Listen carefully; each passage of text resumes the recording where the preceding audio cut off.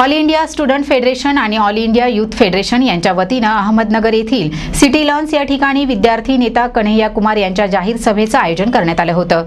बेरोजगारी, साक्षरता, शेतकरी आत्महत्या यासारख्या काही महत्त्वाच्या प्रश्नांसाठी 15 जुलैपासून कन्याकुमारीपासून लॉंग मार्च काढण्यात आलाय।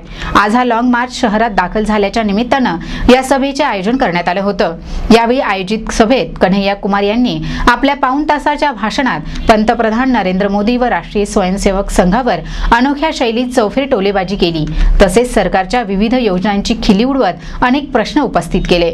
Kanhaiya Kumar all India student federation आणि ऑल इंडिया यूथ फेडरेशन यांच्या वतीने अहमदनगर येथील सिटी लॉन्स या ठिकाणी विद्यार्थी नेता कन्हैया कुमार यांच्या जाहीर सभेचं आयोजन करण्यात आलं होतं। बेरोजगारी, साक्षरता, शेतकरी आत्महत्या यांसारख्या काही महत्त्वाच्या प्रश्नांसाठी 15 जुलैपासून कन्याकुमारीपासून लॉंग मार्च काढण्यात आला आहे।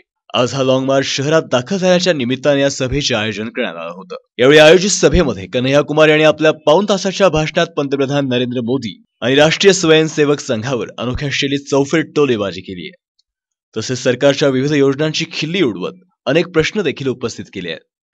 फुले, आंबेडकर, अण्णाभाऊ साठे, शिवाजी महाराज यांचा आवर्जून उल्लेखही केलाय।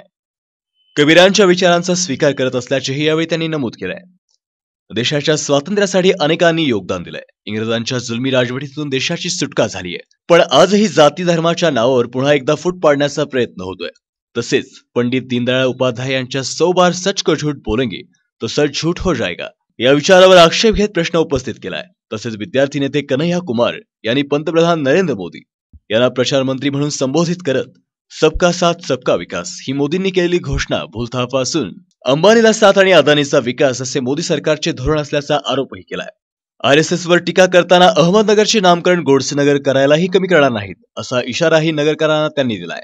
मुंह में राम और बगल में छुरी अशी सध्याची अवस्था असून हिटलरशाही आणण्याचा त्यांचा डाव साध्य होऊ देणार नाही। देशात बेरोजगारी, महिला अत्याचार, शेतकरी आत्महत्या असे अनेक प्रश्न आहेत। यावेळी रोहित वेमुलासारख्या प्रकरणाची आठवणही त्यांनी करून दिली आहे।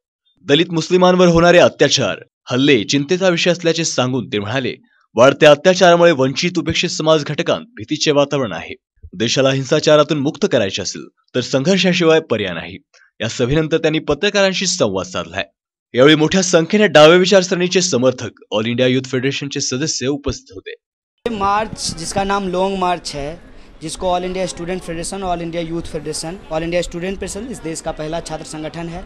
इसकी शुरुआत कन्याकुमारी से हुई है 15 जुलाई को। ये हुसैनीवाला तक जाएगा। हुसैनीवाला वो जगह है जहां भगत सिंह का लास्ट रिचुअल किया गया था। और इसका मुख्य मांग ये है कि इस देश के अंदर सबको शिक्षा मिलनी चाहिए, सबको काम मिलना चाहिए, और जो बेरोजगार हैं जिनको उनकी योग्यता के हिसाब से या तो काम मिले, यदि काम ना मिले तो बेरोजगारी भत्ता मिले, और जो किसान हैं उनको उनके फसल का दाम मिले, किसानों की आत्महत्या रुके, और जो मज़दूर हैं उनको प्रॉपर मजदूरी मिले। और इस देश के अंदर एक चुनाव सुधार की ज़रूरत है, और उस पर जो है ऑलरेडी कमेटियां बनी हैं। उनके सिफारिशों के आधार पे, जिसको खुद चुनाव आयोग ने भी माना है, उन सिफारिशों को लागू किया जाए, ताकि जो सवाल उठ रहे हैं चुनाव प्रक्रिया के ऊपर उन सवालों को एड्रेस किया जा सके। साथ ही साथ जो प्राइवेटाइजेशन हुआ है, हम उस प्राइवेटाइजेशन के माहौल में जो मार्जिनलाइज सेक्शन के लोग हैं उनका रिप्रेजेंटेशन वहाँ भी सुनिश्चित किया जाए।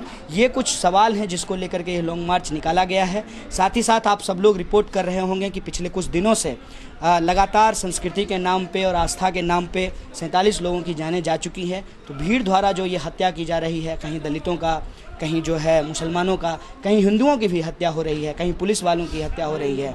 तो ये जो आप लोगों के पास वो कश्मीर का एग्जाम्पल है कि एक पुलिस ऑफिसर की हत्या होती है, तो भीड़ द्वारा जो हत्या हो रही है, ये हत्या रुकनी चाहिए, क्योंकि यह देश में लोकतंत्र है, भीड़ तंत्र नहीं है। इन मुद्दों के लेकर यह लॉन्ग मार्च निकाला गया है। प्रतिनिधी उमेर अली सय्यद सह प्रतीक्षा काळे, NTV न्यूज मराठी, अहमदनगर।